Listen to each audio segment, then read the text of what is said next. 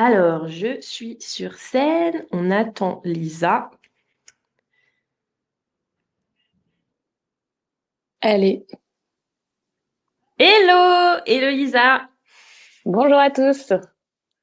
Alors, on est sur la scène 2. On va avoir, je pense, des gens qui vont venir nous retrouver. Oui, dans le chat, ça commence déjà. Salut Lisa, salut à tous. Comment était cette première session avec Mathieu Cortési? Je pense qu'on a appris 100 000 trucs, beaucoup trop intéressants. Moi, j'étais dedans au début. Ensuite, j'ai été accueillir Lisa, mais c'était vraiment hyper, hyper intéressant. Oh bah voilà, ça n'arrête pas. Énorme la session de Mathieu, super, trop intéressant. Bah vous avez de la chance parce que là vous allez réenchaîner avec une autre session encore hyper intéressante. On a beaucoup beaucoup de chance d'avoir Lisa aujourd'hui. Lisa, toi, ça fait 3 ans que tu es chez EY. On est trop content de vous avoir parce que EY c'est vraiment la référence de l'employer branding en France. C'est ultra qualité. Vous avez gagné des prix. C'est un peu la folie. Vous avez notamment plein d'enjeux d'embauche de la Gen Z, des talents plus jeunes. Donc voilà, on a beaucoup, beaucoup de chance de t'avoir aujourd'hui. On est hyper content. Du coup, je vais te laisser, toi, la main. Je vais te laisser te présenter. Et ensuite, on va parler vidéo, stratégie, plein de choses qui nous tiennent beaucoup à cœur. Et à la fin, n'hésitez pas vraiment à poser toutes vos questions dans l'onglet questions. C'est important. Et si on a le temps, on espère, on en posera une ou deux à Lisa qui, je suis sûre, aura plein de bons conseils à vous partager. Voilà, voilà. Lisa, je te laisse la main. Merci beaucoup pour cette belle introduction, Mélissa. Donc effectivement, moi c'est Lisa Julien et je suis responsable marque employeur chez EY. Je vous ai mis un petit QR code parce que c'est vrai que j'aime bien agrandir mon cercle, mon réseau et donc n'hésitez pas à le scanner, ça amène directement sur mon profil LinkedIn. Et c'est vrai que je pense que quand on parle communication, quand on parle enjeu de marque, on a tous beaucoup à apprendre des uns des autres et le bench c'est bien, mais être dans les coulisses et avoir aussi les avis de nos pairs, c'est très important. Donc, moi, je suis friande aussi de vos retours et de vous suivre au quotidien. Donc, n'hésitez pas à scanner ce petit QR code. Comme le disait Mélissa, c'est vrai que j'ai rejoint EY il y a 3 ans maintenant. J'en suis à ma 4e rentrée. On sait que c'est tous une une période assez challengeante pour nous et avant ça je faisais plutôt de la com externe et de l'influence et puis je pense que la marque employeur c'est vraiment un métier passion et il faut savoir l'incarner pour pouvoir la faire vivre. Donc moi j'ai de la chance d'évoluer chez EY et c'est vrai que la marque employeur chez EY c'est vraiment un sujet qui est très au centre des priorités de tout le monde. C'est vraiment quelque chose qui est très mis en avant et où on déploie beaucoup de moyens, qu'ils soient humains et financiers. Et ça, je trouve que c'est une réelle valeur ajoutée. Nous, les cabinets, donc pour ceux qui ne connaissent pas UI, c'est vrai qu'on a un cabinet d'audit, de conseil. On fait aussi de la stratégie, de la transaction et on a des expertises aussi en taxes avec un cabinet d'avocats. Et la marque employeur, c'est un peu le nerf de la guerre chez nous parce qu'on recrute beaucoup, beaucoup de collaborateurs chaque année. Donc voilà, j'espère que du coup, au fil de cette présentation, vous allez pouvoir comprendre en quoi la vidéo, ça a été et c'est toujours un acteur majeur de notre communication marque employeur. Et qu'est-ce qu'on a mis en place chez EY pour être toujours à la page et savoir répondre un petit peu aux habitudes de consommation de contenu de notre cible. Et je passe du coup à la slide suivante. Je vous introduis un mot qui peut vous faire un peu bizarre si vous ne l'avez jamais vu, mais c'est le mot Tell Me Why. Et il faut savoir que chez EY, Tell Me Why, c'est un peu ce qui rythme le quotidien, certes, de mon équipe, mais de tous nos collaborateurs. Tell Me Why, c'est quoi? En fait, je dis beaucoup il y a 4 ans, mais maintenant, on est passé à 5. Les équipes ont fait le choix de se dire, bon, il faut qu'on aille sur la marque employeur, il faut qu'on fasse une campagne, mais comment on peut être disruptif sur le sujet? Et donc finalement, est-ce que être disruptif, c'est pas faire un pari fou de se dire qu'on va pas faire de campagne de com qui va coûter beaucoup d'argent et peut-être être moins pérenne dans le temps, mais miser sur ce qui fait la valeur ajoutée aujourd'hui de notre cabinet et c'est ses collaborateurs. Donc, on a fait un peu ce pari fou de lancer Tell Me Why, qui, en dehors d'être un jeu de mots plutôt bien trouvé, sert à mettre en avant vraiment le raconter et l'expérience que vivent nos collaborateurs, parce que vraiment le centre de notre stratégie de communication, c'est l'expérience qui se raconte et le fait de faire de nos collaborateurs des ambassadeurs de notre marque. Le but, c'est de sortir un peu des codes de la marque employeur avec des images brandées, des contenus très inspiring, mais qui font pas forcément écho à quelqu'un qui travaille forcément chez EY. Mais c'est vraiment être collaborateur centrique pour que ce soit eux qui incarnent un maximum la marque. Nous, c'est un constat qu'on a fait, c'est que quand on demande à nos plus de 2500 new joiners qu'est-ce qui les a fait rejoindre EY, 70% des répondants nous disent que c'est grâce à leur cercle proche ou à une connaissance. Et c'est là où notre stratégie, elle prend toute sa valeur, c'est de se dire que on a beau faire beaucoup de campagnes, etc. Ce qui va faire la différence, c'est l'histoire que vont raconter nos collaborateurs, comment ils vont incarner EY et comment ça va être perçu par notre cible. Donc ça passe évidemment par de la parole directe, mais ça passe par de l'incarnation du coup humaine sur tous nos canaux de communication au quotidien. Vous le voyez sur la petite vidéo que j'espère vous avez eu l'occasion de voir en même temps que je vous parle, mais en fait c'est une stratégie qui en plus se découle sur plusieurs thématiques, parce que chez EY on est engagé auprès de nos associations partenaires et on leur met à disposition des experts. On appelle ça le Tell Me Why You Care. Quand on est dans des moments de cohésion, dans des séminaires ou qu'on célèbre, on va être en Tell Me Why You Chill. Et tout ça, ça s'incarne avec plein de déclinaisons. Et c'est vrai que c'est quelque chose qui est très ancré chez EY. Je vous parle un petit peu du coup de notre communication marque employeur parce que c'est vrai qu'une fois qu'on a un pilier fort qui est donc ce Tell Me Why, comment on le fait vivre sur les réseaux ou ailleurs et qu'est-ce qu'on fait au quotidien. Donc c'est vrai que nous on a du coup des canaux de médias, donc des réseaux sociaux et on est très actif sur Instagram. Instagram pour nous c'est vraiment les coulisses d'EY, c'est l'endroit où on va adopter un ton un peu plus léger, où on va vraiment montrer à notre cible, bon ok, en dehors de tes missions, qu'est-ce que tu vas vivre chez EY au final? C'est les événements, c'est les séminaires, c'est les after-work, etc., etc. Et on essaye de communiquer tous nos atouts RH sur cette plateforme. On est aussi sur X, sur YouTube, sur LinkedIn. Si on veut résumer, on est un peu partout, sauf sur TikTok, pas encore. On arrive à avoir à peu près 2 millions du coup d'impressions par an et on espère que ce sera tout à fait exponentiel. On est à peu près à une croissance de 6% par année. Je vous disais que la prise de parole de nos ambassadeurs, elle est très importante et chaque année, on a plus de 200 posts LinkedIn qui sont faits et partagés par nos ambassadeurs et on compte une communauté vraiment de 100 personnes qui prennent la parole, qu'on forme au quotidien et qui sont vraiment devenus un peu des influenceurs de notre marque employeur. Ce Tell Me Why et en fait cette communication de marque employeur, elle vit aussi parce qu'on a beaucoup de moments que j'appelle worth sharing.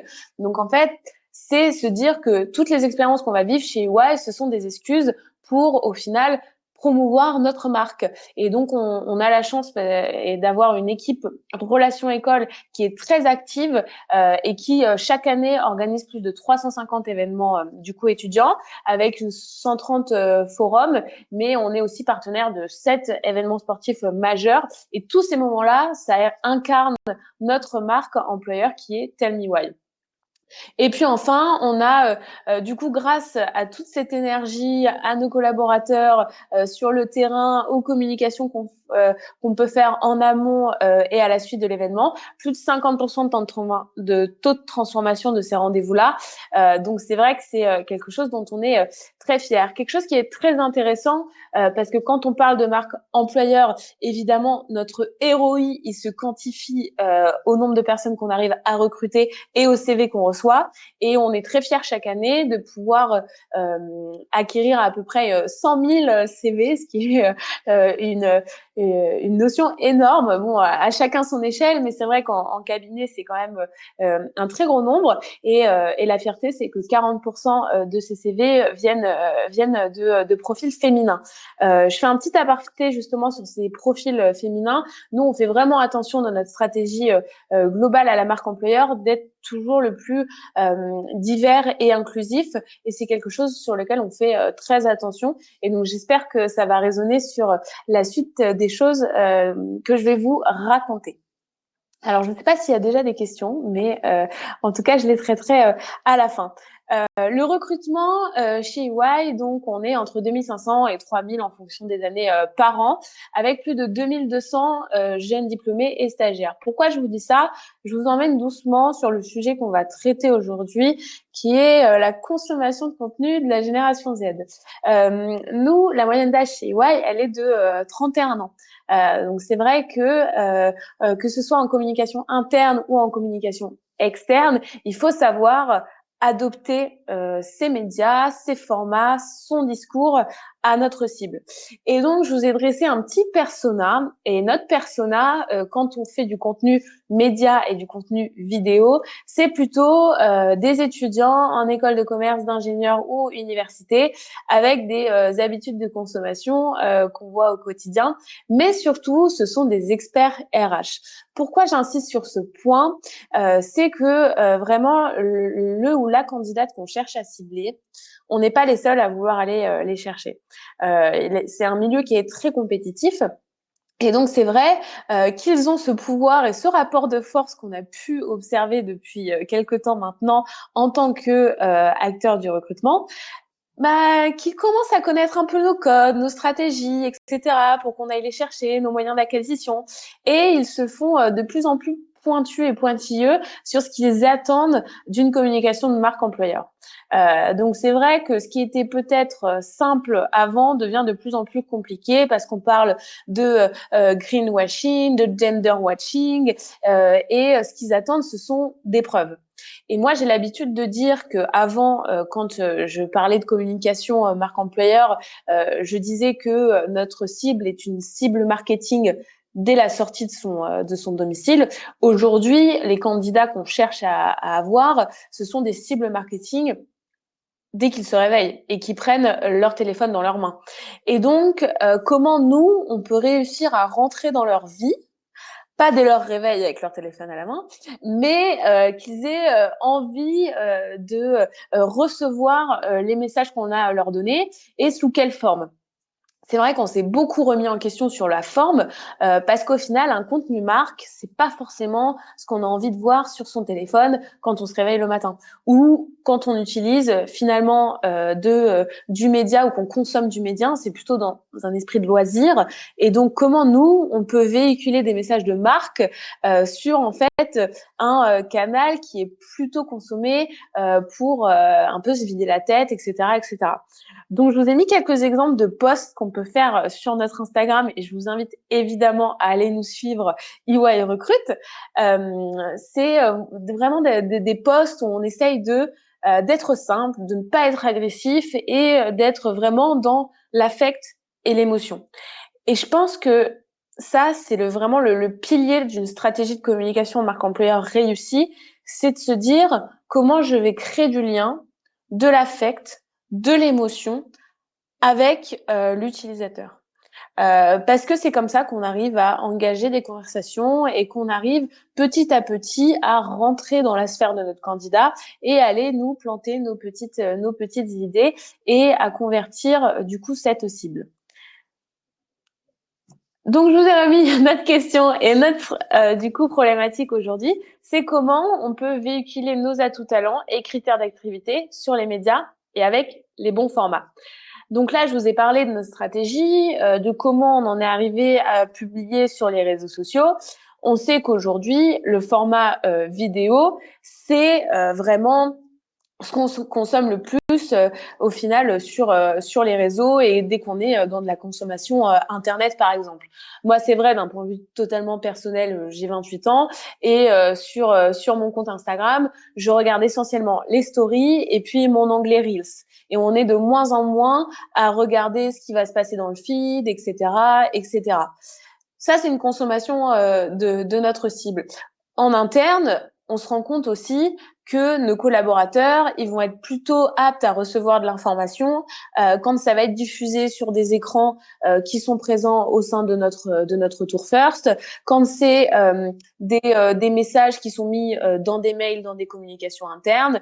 Et donc, c'est aussi comme ça qu'on utilise le média vidéo. On est chez PlayPlay. J'ai la chance d'être dans leurs magnifiques locaux aujourd'hui. Et donc, pour introduire un petit peu notre stratégie vraiment de médias vidéo, je vous ai mis deux petits exemples et notamment un dont je suis très fière juste à gauche, qui est une vidéo qu'on avait mis lors d'un carrière fair avec plus de 500 stagiaires qui mettait en avant notre politique et notre engagement diversité et équité et inclusion. Et c'est vrai que cette vidéo, elle a permis très rapidement de promouvoir toutes les choses qu'on met en place chez EY, de communiquer des chiffres clés et puis d'être vraiment inspiring sur notre raison d'être. Et cette vidéo, qui était à la base pour un usage interne, finalement a eu beaucoup de résonance aussi en externe. C'est vrai que moi, j'avais pas forcément pensé à la diffuser et c'est Marine de chez Plété qui m'a dit, Elisa, vous avez été élue vidéo du mois de février, votre vidéo est top. Et je dis, mais il faut qu'on la fasse vivre aussi sur nos canaux externes. Et c'est vrai que ça a été une très belle réussite. Et c'est là où on voit tout l'apport qu'a PlayPlay dans notre quotidien. C'est que moi, à l'époque, c'est une stagiaire de mon équipe qui s'en est occupée. Et c'est vrai en taux ROI de temps travail de montage pour la résonance que ça a eu derrière, on est vraiment sur quelque chose d'imbattable. Le média vidéo aussi, on le publicite beaucoup chez EY pour faire passer des messages assez clairs et qui pourraient être statiques, mais où on s'est rendu compte qu'on arrive à être plus héroïste lorsque c'est animé. Donc sur la droite, vous avez un exemple pour promouvoir une action justement école parmi les 350 dont je vous parlais en début de présentation, où on utilise justement ce format vidéo parce qu'on sait et on se rend compte en termes de vue de story, etc., que quand on commence avec une animation vidéo, on arrive plus à capter du coup le time to watch de notre utilisateur. Et donc avec au mieux d'avoir des visuels très institutionnels, on utilise PlayPlay pour faire passer des messages. Et puis en plus, ça nous permet de pouvoir un peu plus innover sur nos manières de communiquer et puis de pouvoir communiquer toutes les informations nécessaires du coup à l'action qui est mise en place. Par exemple, si j'avais voulu sur un écran de story, comme je vous présente à droite, mettre le QR code d'inscription, la date, avec qui on travaille, des photos de mes collaborateurs, une petite accroche marque, l'écran n'aurait pas ressemblé à grand-chose. Alors qu'en vidéo, sur 15-20 secondes, on arrive à faire passer tous nos messages. Et en plus, je vous parlais d'affect et d'émotion. Ça me permet moi aussi de mettre en avant mes collaborateurs, mes responsables relations école, et donc de créer un peu ce lien qu'on cherche à avoir et ce côté humain de notre communication Tell Me Why, justement. Donc ça, c'est notre utilisation PlayPlay au quotidien. C'est vrai que chez EY, j'aime dire qu'on a eu tendance à avoir la vidéoïte aiguë. Qu'est-ce que j'entends par là? Quand on a des forts taux de recrutement comme nous, avec une diversité de métiers aussi grande qu'offre l'expérience EY, on a envie de parler de tous nos métiers. C'est vrai qu'on a aujourd'hui un enjeu, c'est de faire connaître toutes nos expertises, toute notre diversité de métiers, parce que aujourd'hui, notre cible, elle ne dit pas je veux être un consultant en data, elle dit je veux être consultant.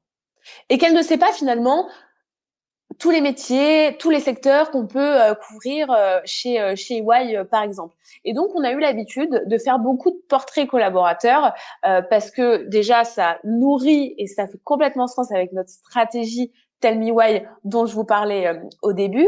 Et puis, en plus de ça, on s'est rendu compte que ça permettait de vraiment rentrer dans le quotidien de nos collaborateurs, consultants, auditeurs ou autres, et de faire des formats un petit peu day with, où ils racontent, voilà, concrètement mes missions, ce sont celles-ci et comment je vis et comment je m'épanouis chez EY. Donc c'est vrai qu'on en fait une trentaine par an grâce à des acteurs externes ou nous en interne. Ça dépend aussi de notre activité. Mais c'est un gros pôle de notre stratégie vidéo. On fait aussi toute la couverture de séminaires et de soirées. Et ça représente une dizaine de vidéos par an.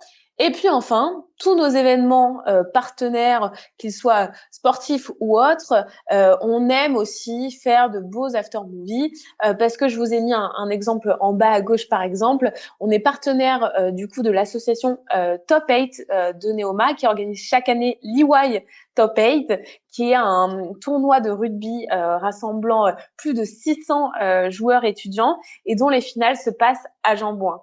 Donc, pour nos Parisiens ou ceux qui sont fans de rugby et qui ont déjà eu l'occasion de vivre une expérience en stade, au Stade Français, c'est vrai que ce type d'expérience, on aime bien les valoriser en images parce que voilà, ce sont des rendez-vous qui ont beaucoup de valeur pour notre marque et aussi pour les personnes qui étaient présentes et participantes. Donc, toute l'année, on fait aussi des after-movies sur nos rendez-vous sportifs. Alors, c'est vrai qu'on a beaucoup de chance chez EY parce qu'on a de très belles expertises, de très bons métiers, beaucoup de collaborateurs à mettre en avant, des rendez-vous assez récurrents de séminaires, etc. Et puis, des événements de marque comme des rendez-vous sportifs. Mais on s'est rendu compte que ça faisait un petit peu beaucoup déjà à gérer et à produire en interne, mais en plus que au final, peut-être que l'étudiant que je vais chercher à aller cibler sur ma vidéo data, il va peut-être être complètement perdu avec mes vidéos audit, taxes, etc., etc., et qui va peut-être ne pas avoir l'information que je cherche à lui donner. Ces rendez-vous sportifs, c'est très bien de les mettre en avant, mais bon, on a quand même des récurrences parce qu'ils arrivent tous les ans. Et quelle est vraiment la valeur ajoutée de faire un contenu vidéo tous les ans sur ce même sujet? Pareil pour les séminaires, on a des séminaires pour tous nos métiers, donc je vous laisse imaginer quand on a une vingtaine de métiers chez EY, le nombre de séminaires et de vidéos qu'on peut faire sur le sujet. Donc cette année, on a décidé de se renouveler un petit peu sur notre stratégie pour essayer de rendre commun les messages et les valeurs qu'on souhaite partager pour chaque typologie, j'ai envie de dire, de vidéo. Et on a transformé 2-3 formats qui, j'espère, pourront aussi vous inspirer. Avant de vous parler des formats et de nos nouveautés, je pense que c'est important aussi de dresser le contexte du coup de cette diffusion parce que nos vidéos, on ne les fait pas juste pour nous faire plaisir, mais c'est pour qu'elle soit vue. Et donc la cible qu'on cherche à aller chercher, elle est très active sur Instagram. Et je vous ai fait un petit peu une rétrospective de nos KPI de cette année.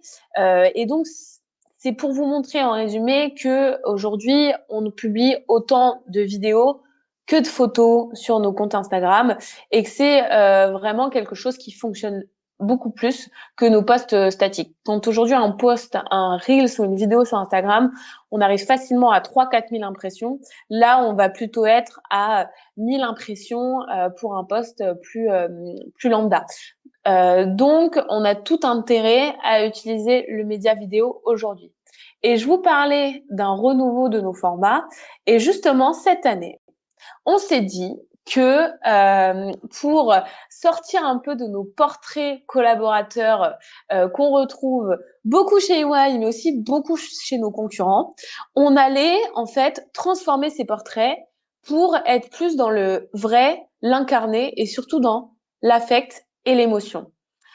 Donc, on a eu cette fabuleuse chance d'avoir ce combi EY qui est vraiment à l'image de Tell Me Why et de tout ce qu'on véhicule comme message.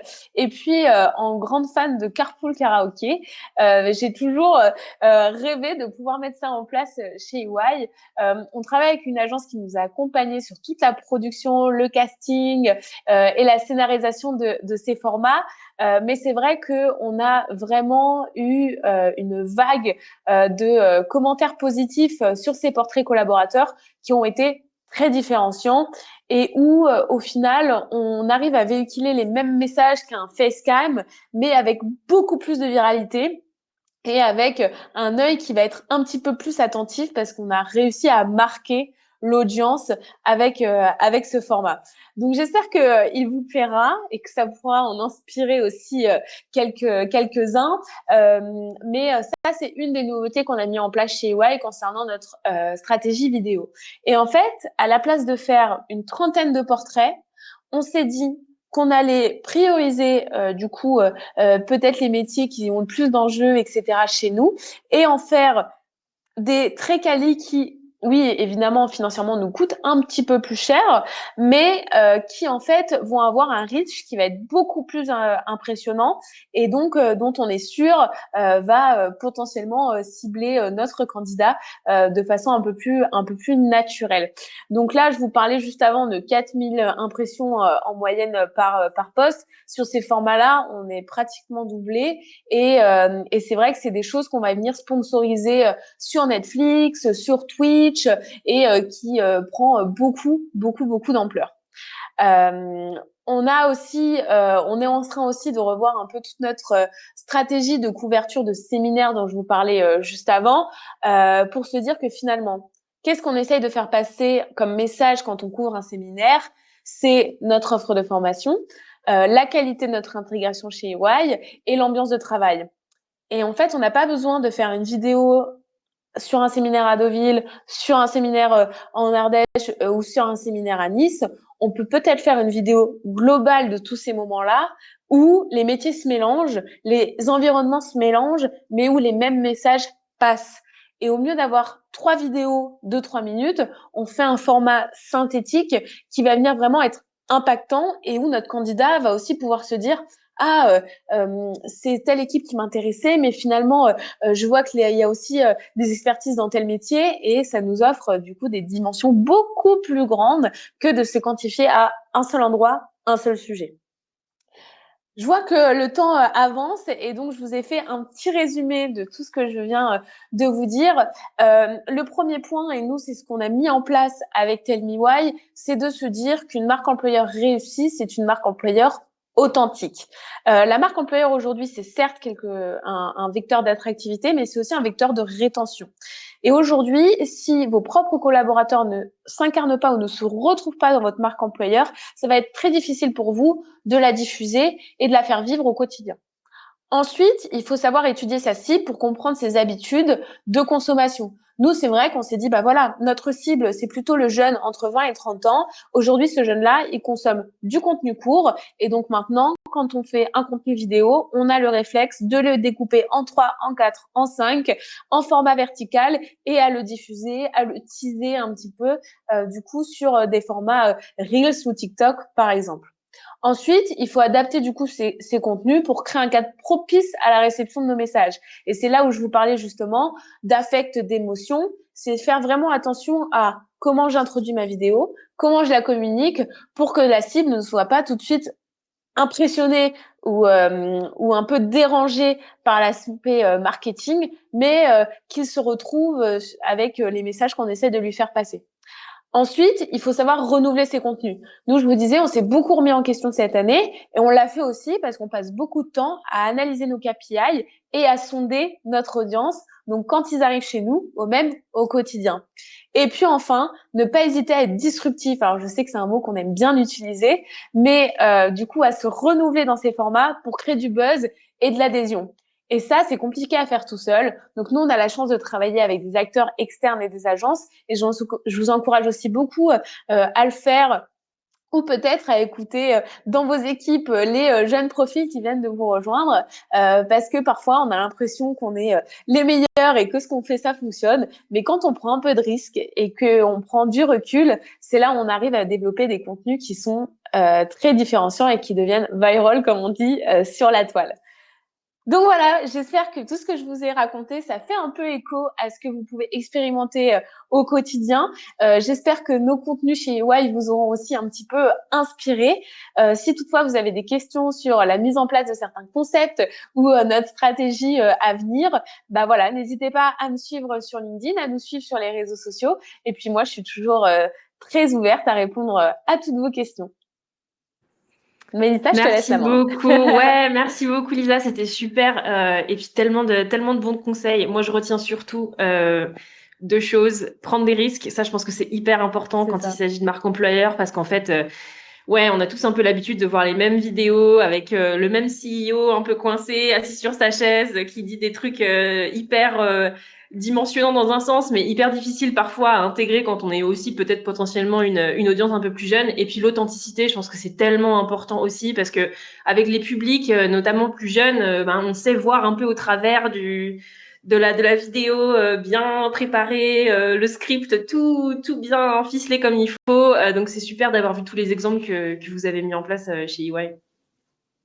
Top. Bah, Playplay nous aide beaucoup aussi au quotidien pour faire vivre toute cette authenticité, justement. C'est cool. Bon, évidemment, je te le cache pas, il y a beaucoup de questions. Donc je vais t'en Ok. poser, je vais t'en poser une ou deux. Il y en a une que je pense va revenir à chaque fois. Je vais essayer de la partager sur mon écran. Et bon, écoute, je pense pas que je puisse te la partager. C'est pas très grave. Je vais la dire à l'oral. Comment, et ça, c'est vraiment la question à 100 000 euros, comment est-ce que tu mobilises les ambassadeurs en interne concrètement? Et est-ce que vous avez par la suite un outil dédié pour mesurer l'impact? Alors, c'est une question très intéressante et complètement d'actualité. Premièrement, on n'a pas d'outils dédiés chez EY. On utilise nos outils de bureautique au quotidien. Donc, par exemple, Teams chez nous. Comment on recrute En fait, nous, notre stratégie relation école, elle est étroitement liée à notre stratégie marque employeur. Et on se rend compte que nos ambassadeurs recrutement relation école sont aussi généralement nos ambassadeurs de marque. Après, depuis 1 an et demi, 2 ans maintenant, ce qu'on fait, c'est qu'on crée des événements internes qu'on appelle Tell Me Why You Shine, où justement, on va venir dresser la stratégie de notre marque et puis les former, apprendre la parole et puis leur offrir, forcément, parce que c'est un engagement gratuit, bénévole qu'on leur demande, leur offrir quelque chose en retour et ça peut passer par des shootings de photos professionnelles, la prise de parole d'un expert sur un sujet, donc LinkedIn ou l'IA dans le contenu, etc.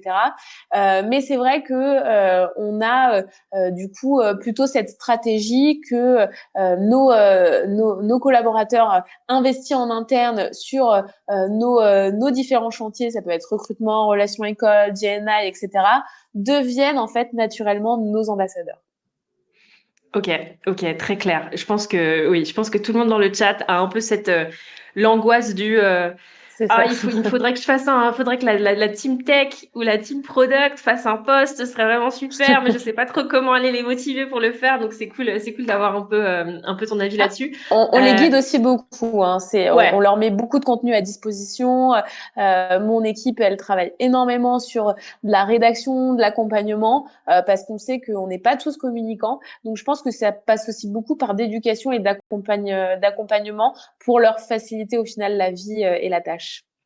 ouais, c'est sûr. Et puis en plus, t'es quand même beaucoup plus confortable si on t'explique un peu, on te donne un peu les C'est guidelines, on ça. t'explique un peu ce qu'il faut faire, sans te mettre dans un carcan et qui du coup te rigidifie un peu et tu te dis, ah, si je le fais pas exactement parfaitement, ça va pas aller. Mais du coup, donner les bonnes guidelines sans nécessairement scripter à fond les contenus, c'est la bonne solution.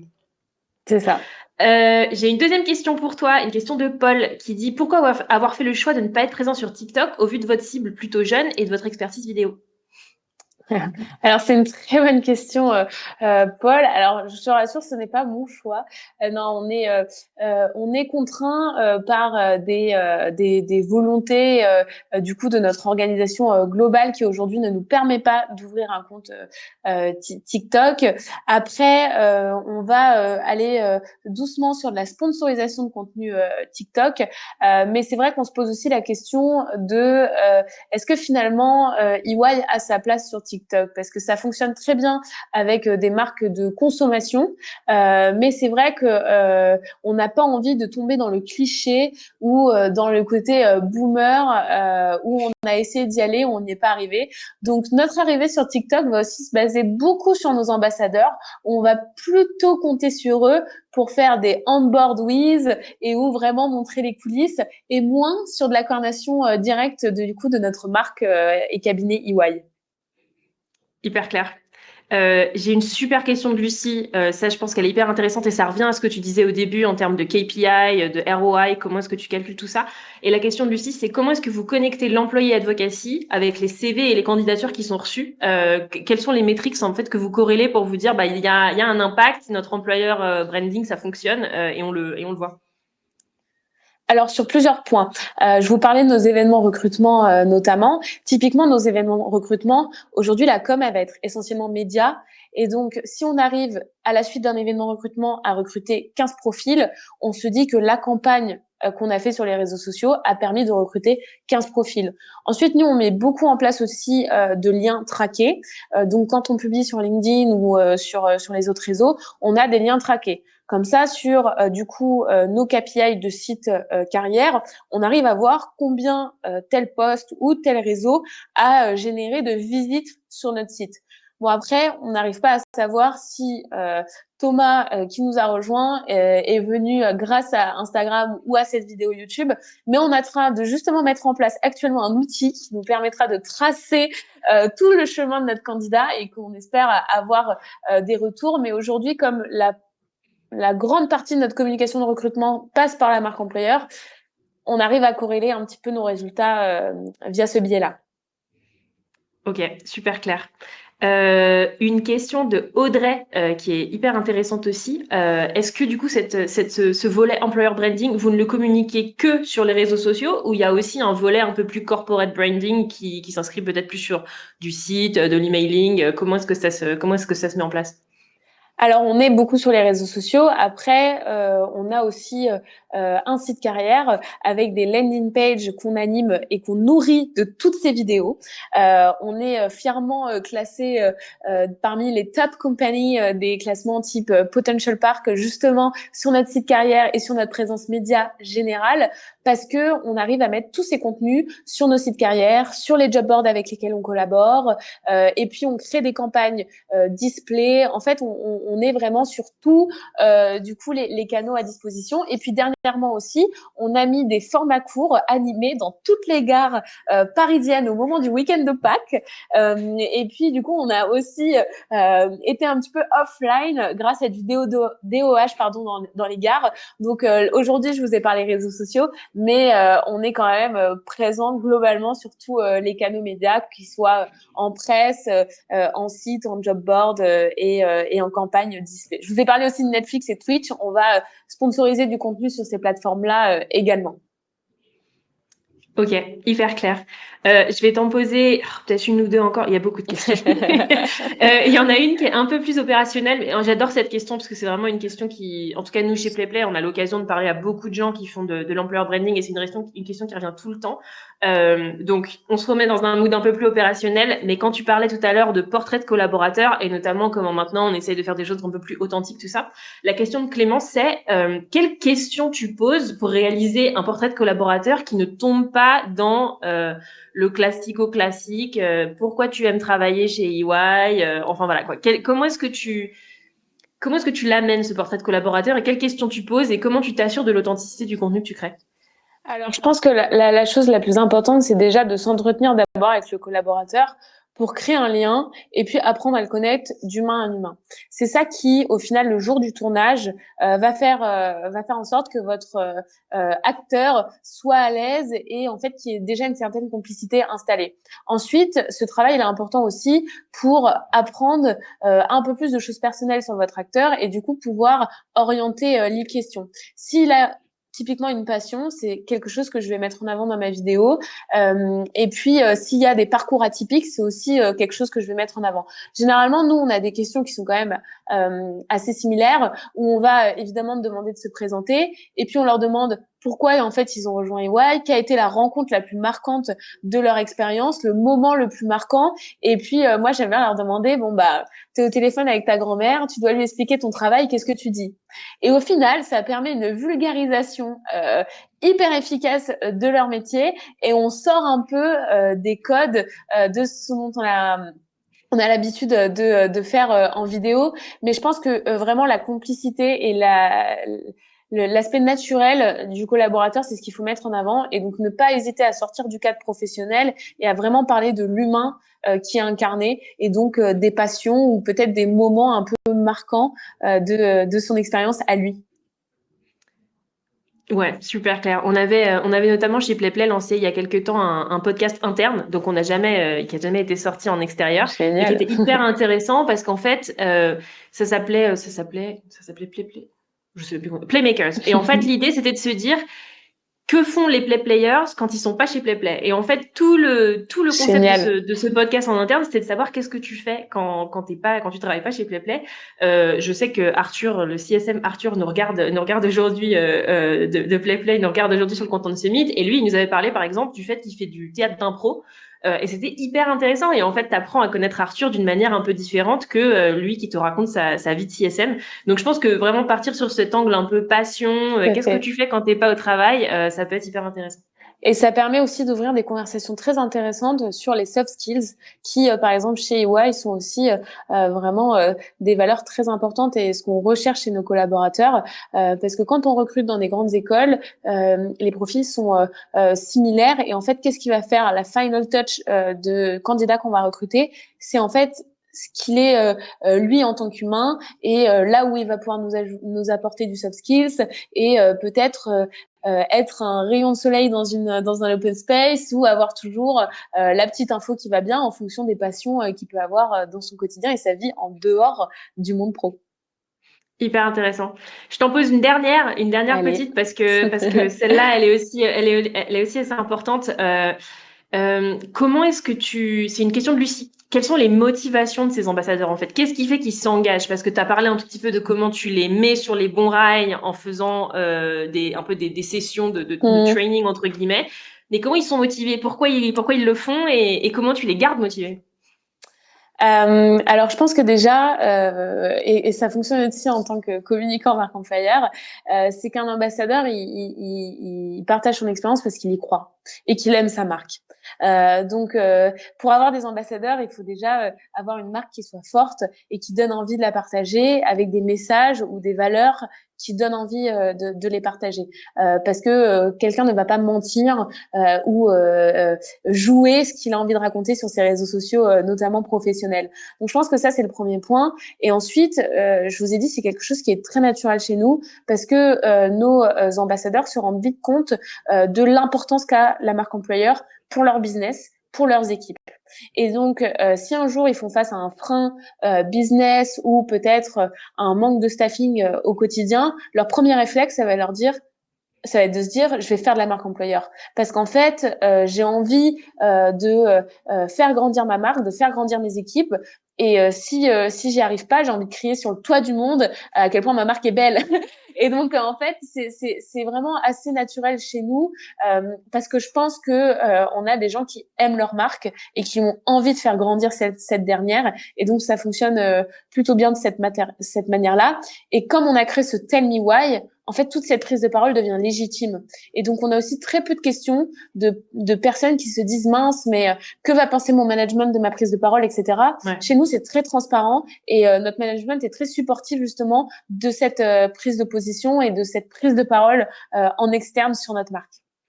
Super, super clair. Marque forte pour employer branding fort, c'est définitivement la bonne recette. Merci beaucoup, Lisa. Merci à tous. Plein de bons insights, plein de bons conseils. Vous avez encore le petit QR code de Lisa si vous voulez la suivre sur les réseaux et discuter avec elle d'employer branding. Nous, on se retrouve dans 1 minute tout pile avec Victoire de HubSpot. Si vous étiez là l'année dernière, vous savez que c'est la queen du contenu et des tendances contenu, de ce qu'il faut absolument faire en 2025. On va être rebasculé automatiquement dans 1 minute, quoi qu'il arrive, parce que c'est une scène en commun à tout le monde. On s'y retrouve dans quelques secondes. Lisa, merci encore merci à tous, pour ta présentation. Et bonne journée à toi. Salut! Merci, bonne journée à tous, bon content.